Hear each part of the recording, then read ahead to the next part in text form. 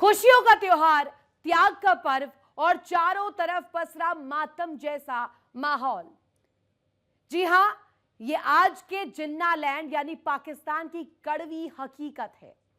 इस बार बकरीद पर पाकिस्तान की आवाम गरीबी और महंगाई के आगे खुद हलाल हो रही है। कंगाली की ऐसी भयानक मार पड़ी है कि जनता इस पवित्र त्योहार पर भी खून के आंसू रोने को मजबूर है। जो हुक्मरान कल तक बड़े बड़े दावे करते थे, आज उनके राज में आम इंसान एक अदद बकरे की कुर्बानी के लिए तरस रहा है। महंगाई के इस कंगाल काल ने पूरे देश की कमर तोड़ दी है। एक मुल्क अपनी गलत नीतियों के कारण अपने ही आवाम के आंसुओं का कारण बन गया है। देखिए रिपोर्ट।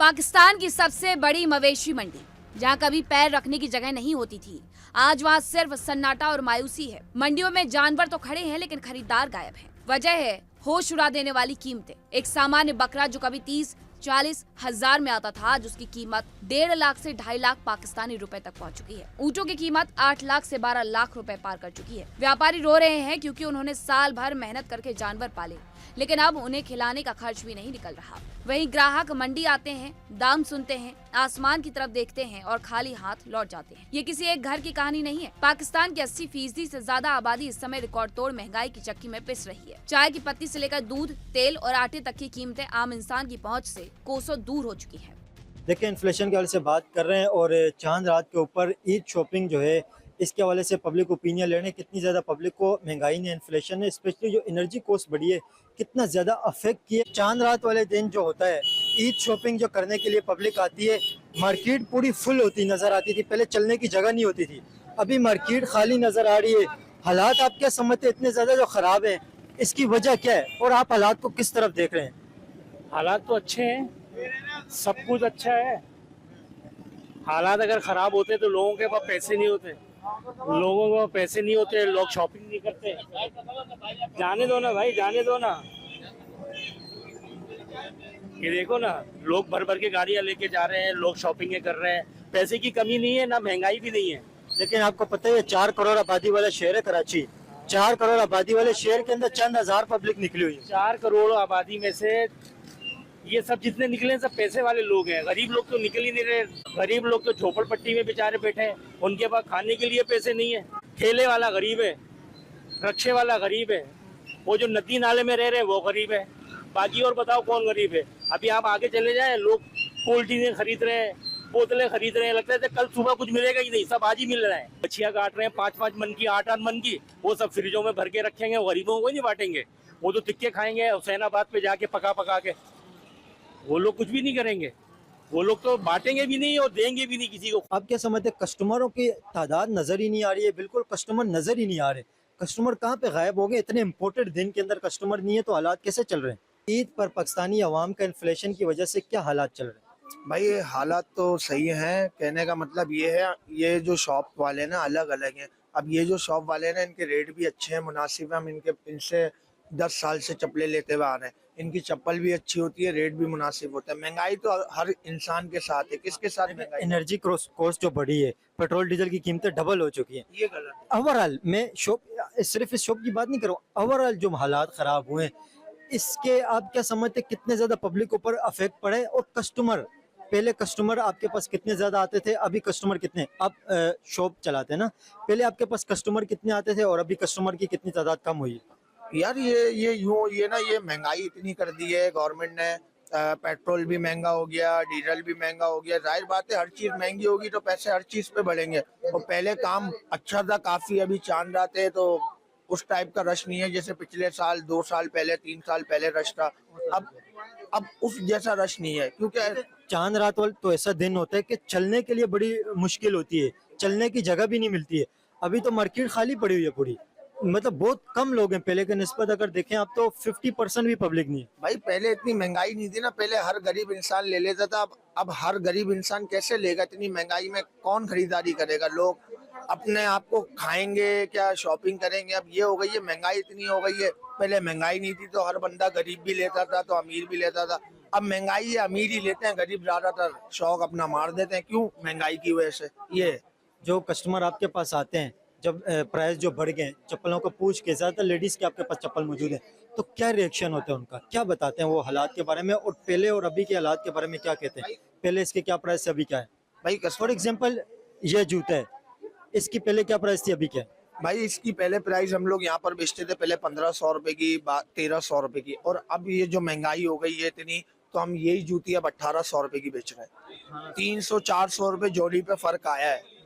होलसेल में भी फर्क आया है, ऐसे नहीं रिटेल में। जैसे हम पहले एक मिसाल है, हमें 1400 की पड़ती थी, अब यही चीज हमें पड़ रही है 1700 रुपए की होलसेल में। शायद इतना महंगाई फर्क तो आ पीछे से ही होती है। गया। ये 200-300 रुपए का हर चीज में फर्क आ गया, क्योंकि यूं आ गया महंगाई इतनी है। आपका डीजल इतना महंगा हो गया, पेट्रोल आपका इतना महंगा हो गया। जाहिर बात है जब महंगाई बढ़ती है तो जाहिर बात है मार्केटों में भी फर्क पड़ता है। हर आप क्या समझे, पेट्रोल डीजल की कीमतों का इफेक्ट पड़ रहा है इसके ऊपर? हाँ बिल्कुल ऐसा ही है ना। पेट्रोल महंगा होगा तो हर चीज महंगी होगी, डीजल महंगा होगा तो हर चीज महंगी होगी। ये सीन है।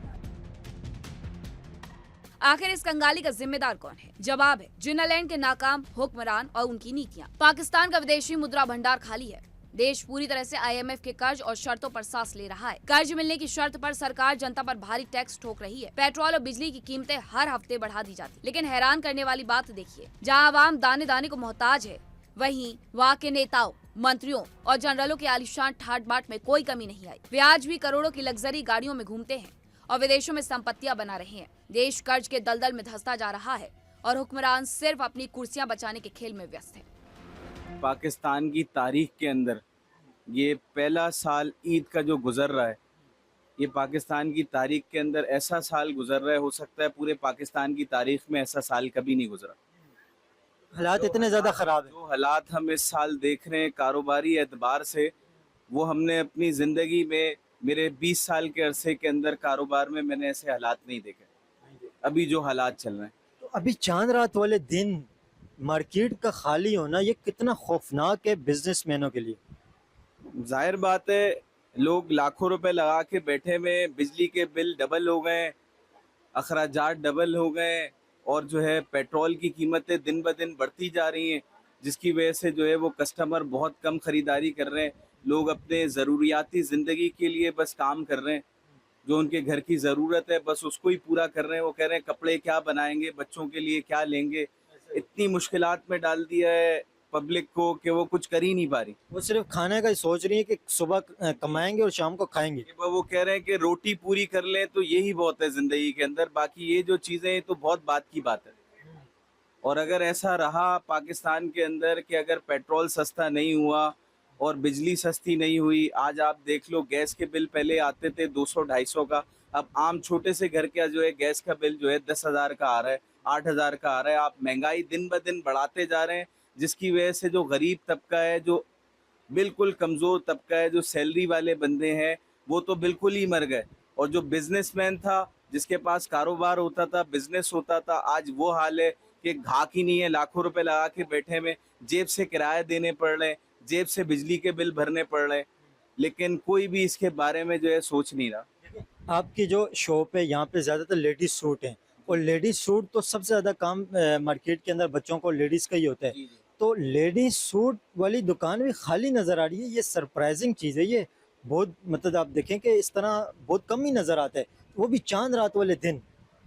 मैंने आपसे ये कहा कि हमारी ज़िंदगी के अंदर 20 साल के अरसे में ईद के चांद रात जो होती है, बकरा ईद की चांद रात होती है, उसके अंदर हमने ऐसा सन्नाटा नहीं देखा कि लेडीज़ बिल्कुल नहीं निकली और ख़रीदारी जो है वो बिल्कुल ना होने के बराबर हो रही है। इसकी जो बेसिक वजह है वो है महंगाई।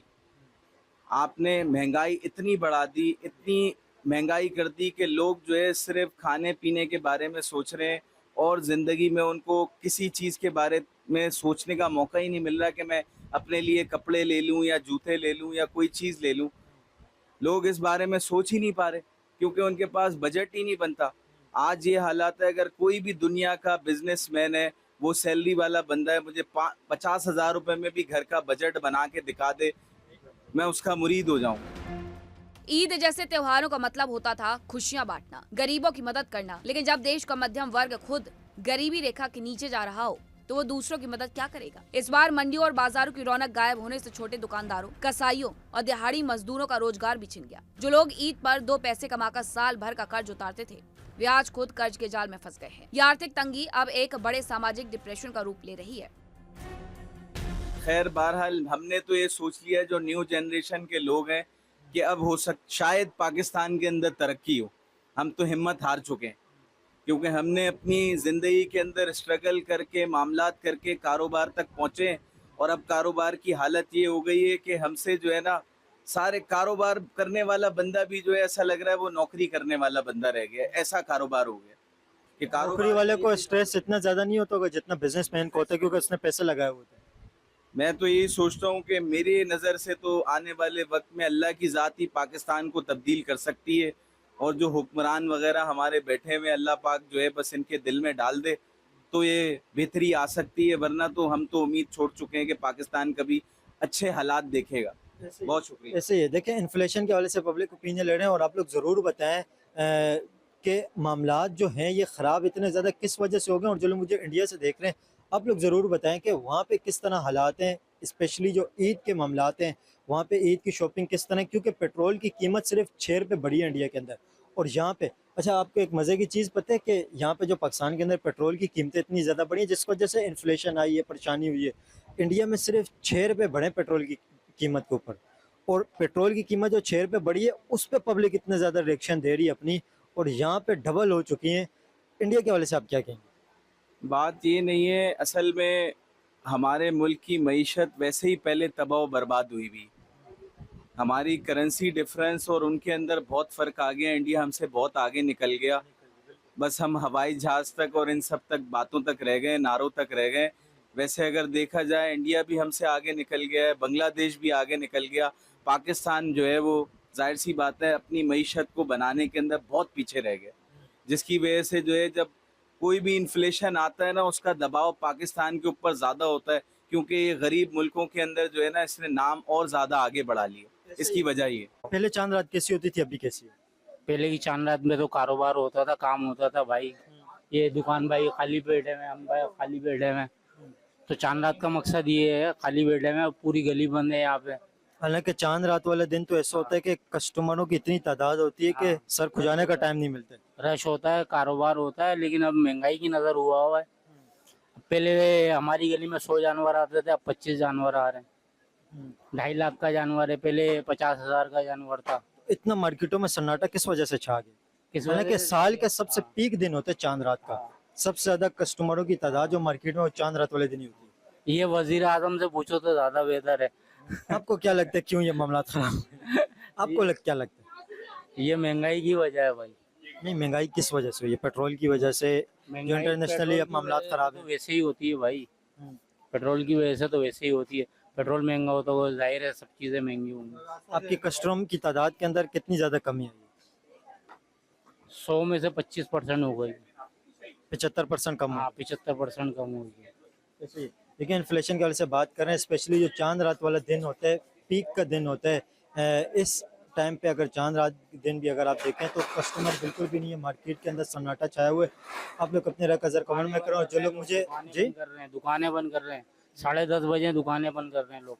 देखो आप दिखाओ ये कैमरे। हालांकि पहले इस टाइम पे रश इतनी ज़्यादा होती थी, हाँ, पहले फजर में बंद होती थी, पूरी रात चलता था। हाँ पूरा रात चलता था। पीछे भी दिखाओ, शटर बंद है सब। देखें इस टाइम पे मार्केट के हालात बहुत ज़्यादा ख़राब हैं, और जो लोग मुझे इंडिया से देख रहे हैं आप लोग ज़रूर बताएं कि वहाँ पे महंगाई के बाद कितना ज़्यादा असर पड़े और वहाँ पे किस तरह के हालात हैं। बहुत शुक्रिया। चलने की जगह नहीं होती थी, अभी चांद रात वाले दिन भी हालात किस तरह के ईद के ऊपर? हालात अब बेहतर हो गए हैं काफ़ी, पहले भी था, अब तो मेहंदी के हवाले से ज़्यादा रश लगा हुआ है। यहाँ पीछे बैक साइड में मेहंदी वगैरह का रश लगा हुआ है, और इसके अलावा अंदर गली मीना बाज़ार में ये शॉपिंग के हवाले से, कलर कॉस्मेटिक के हवाले से रश लगा हुआ है। लेकिन चांद रात वाले दिन ऐसा होता था कि मार्केट में आपको चलने की जगह नहीं मिलती थी। अभी अंदर दुकानें बंद हो रही है, पूरी रात चांद वाले दिन दुकानें खुली रहती थी। तो ये मामलात ख़राब हो गए ना, मतलब हालात बेहतर तो नहीं है ये। कस्टमर है ही नहीं है मार्केट के अंदर। कस्टमर नहीं है। बाकी अभी तो असल में सीजन ये है कि अभी ईद उल अजहा के हवाले से जो है वो सिर्फ बाजार में रश लगा हुआ है मेहंदी की वजह से, तो मेहंदी की वजह से रश लगा हुआ है, बाकी तो और तो कुछ नहीं है। अंदर की मार्केट में भी नॉर्मल है। नॉर्मल किस वजह से? क्योंकि पहले चांद रात वाले दिन तो हर जगह पे रश होती थी, तो शॉपिंग पब्लिक क्यों नहीं कर पा रही है और क्यों नहीं कर रही है? अभी लोगों का ईद उल अजहा पे फोकस है ना। अभी जो लोगों का फोकस है वो ईद उल अजहा की वजह से, और जो रश होता है वो ईद उल फितर पे होता है। बकरीद का ये फीका त्योहार पाकिस्तान की उस जमीनी हकीकत का आईना है जिसे वहाँ के हुक्मरान छुपाना चाहते हैं। ये सिर्फ इस साल की कहानी नहीं है, बल्कि एक परमाणु संयंत्र देश के पूरी तरह से फेल होने का जीता जागता सबूत है। जब तक जिन्नालैंड के हुक्मरान अपनी गलतियों को नहीं सुधारेंगे, आतंकवाद और भीख मांगने की नीति को नहीं छोड़ेंगे, तब तक वहाँ की आवाम ऐसे ही त्योहारों पर भी खून के आंसू रोती रहेगी। आज हर पाकिस्तानी नागरिक बेबसी से पूछ रहा है, आखिर इस कंगाल काल का अंत कब होगा? Bureau report, India daily.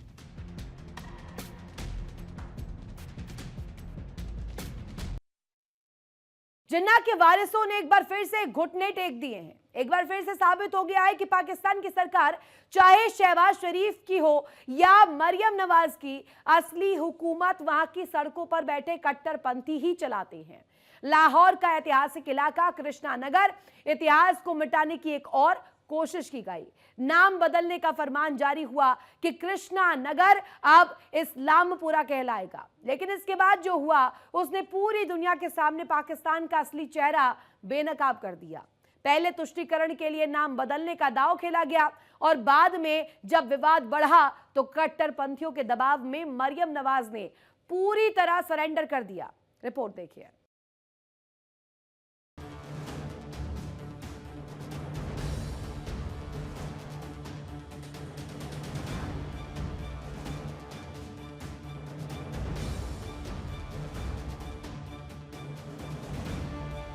Lahore का कृष्णा नगर इलाका, जो दशकों से भारत पाकिस्तान के विभाजन से पहले के इतिहास को खुद में समेटे हुए है, जहां कभी हिंदू संस्कृति की धड़कनें गूंजती थी, आज उस नाम से भी पाकिस्तान के कट्टरपंथियों को चिढ़ होने लगी है।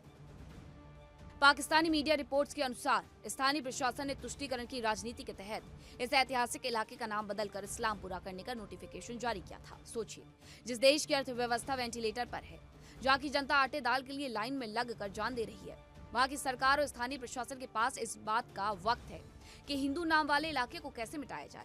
लेकिन कहानी में ट्विस्ट तब आया जब मरियम नवाज के इस फैसले के खिलाफ सड़कों पर कट्टरपंथी तंजीमें उतर आई। कुछ धड़ों का कहना था कि ये सब केवल ध्यान भटकाने के लिए हो रहा है, जबकि कुछ कट्टरपंथी इस बात पर अड़ गए कि सरकार इस पूरे मामले में उनकी शर्तों पर झुके। नतीजा क्या हुआ? मरियम नवाज की सरकार ने दंगों और विरोध के डर से घुटने टेक दिए। अगर देखा जाए तो पाकिस्तान ने करोड़ों रुपए ये अवाम की हिफाजत के लिए लगा दिए हैं। बसंत में तो है, तो ये एक देखें, अब बसंत में लाहौर में जो एक एक छत था वो लाखों में बिक रहा था, तो क्या फ़ायदा है इसका? ये जो अब ये पतंगे वगैरह थी ये काफ़ी महंगी हो गई थी और पाकिस्तान ने सिक्योरिटी पे अरबों डॉलर खर्च कर दिए हैं, अरबों रुपए खर्च कर दिए हैं। अयाशी पे यानी कि चीज़ें खर्च हो रही हैं और जो असल चीज़ डिमांड कर रही है हमारी इकोनॉमी, उस पर कुछ नहीं हो रहा। ऐसी है बिल्कुल हकीकत है आपकी। अब अगर देखें हमारे मुल्क में तो अगर एक SHO भी है उसका प्रोटोकॉल चेक करें। एक SHO जा रहा है उसके पीछे कम से कम 7 से 8 गाड़ियां तो लाजमी जा रही हैं। और अगर SHO का इतना प्रोटोकॉल है तो जो हमारा वज़ीर आला है, जो वज़ीर आज़म है, उसका कितना प्रोटोकॉल है वो आपके सामने है। तो इतना उसके ऊपर खर्च किया जा रहा है। अब हमारा मुल्क जो उनसे दूसरे मुल्क में जाता है कर्जा लेने, तो उसके साथ 70 से 80 अफराद तो लाजमी जाते हैं। सर टैक्स भी तो उन्होंने कहीं से इकट्ठा करना है ना। टैक्स जो IMF कह रहा है कि भाई आप इतना हदफ दिया हुआ है, टारगेट दिया हुआ है, वो कहाँ से करेंगे इकट्ठे? ये IMF से पैसे ना लें, ये सबसे पहले अपनी सोच को चेंज करें। अब जो मैं बात आपसे रिसेंटली कर रहा था कि ये बाहर के मुल्क जाते हैं कर्जा लेने, तो इतनी टीम को तश्कील दे रहे हैं। इतना मॉडर्न ज़माना हो गया, आप देखें अब कर्जा जो सा है ऑनलाइन भी तो मंगवा सकते हैं, बैंकिंग सिस्टम है। लेकिन इसके बावजूद ये जो से टीमें बनाकर जाती हैं, मेकअप करते हैं, अच्छे खासे उसके ऊपर पैसे खर्च करते हैं और इनका एक दिन का खर्चा मुझे नहीं लगता कि करोड़ों से कम हो। जो स्टेप लिया गया मरियम नवाज की तरफ से 5000 करोड़ रुपए जो है वो इन्वेस्ट हो रहे हैं पाकिस्तानी कल्चर को दोबारा पुरानी उसकी शेप में लाने के लिए, जो कि सिख कल्चर या इंडियन कल्चर एक तरीके से कहा जाए। कैसा स्टेप है? ये बहुत अच्छा स्टेप लिया है उन लोगों ने, क्योंकि इससे हमारे मुल्क की जो रेपुटेशन है वो आगे बढ़ेगी। ठीक। और वो बढ़ेगी इस वजह से क्योंकि हम अपनी माइनॉरिटीज़ को डिमोटिवेट नहीं करना चाहते, हम अपनी माइनॉरिटीज़ को सप्रेस नहीं कर रहे, हम अपनी माइनॉरिटीज़ को और भी ज़्यादा इम्पोर्टेंस दे रहे हैं।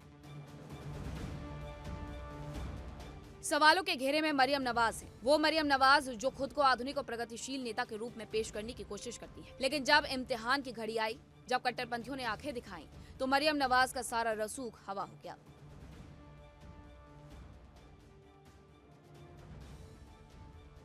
पाकिस्तान में ये पहली बार नहीं हुआ है। इतिहास गवाह है कि वहां जब भी किसी नेता ने कट्टरपंथियों को सह दी है, वो खुद उस आग में झुलसा है।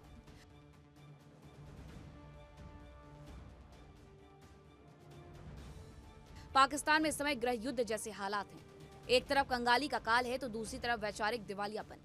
कृष्णनगर का नाम बदलने की इस कवायद ने पाकिस्तान के भीतर के उस डर को बाहर ला दिया जहां सरकारें कानून से नहीं बल्कि फतवों और सड़कों पर जुटने वाली भीड़ के दबाव में चलती हैं।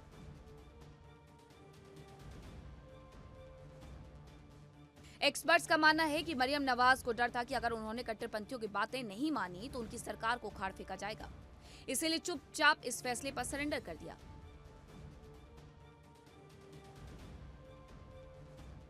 देखिए, अगर देखा जाए तो पाकिस्तान से IMF काफ़ी देर से कर्जे मांग रहा है। पाकिस्तान इस वक्त कर्जे में डूब चुका है।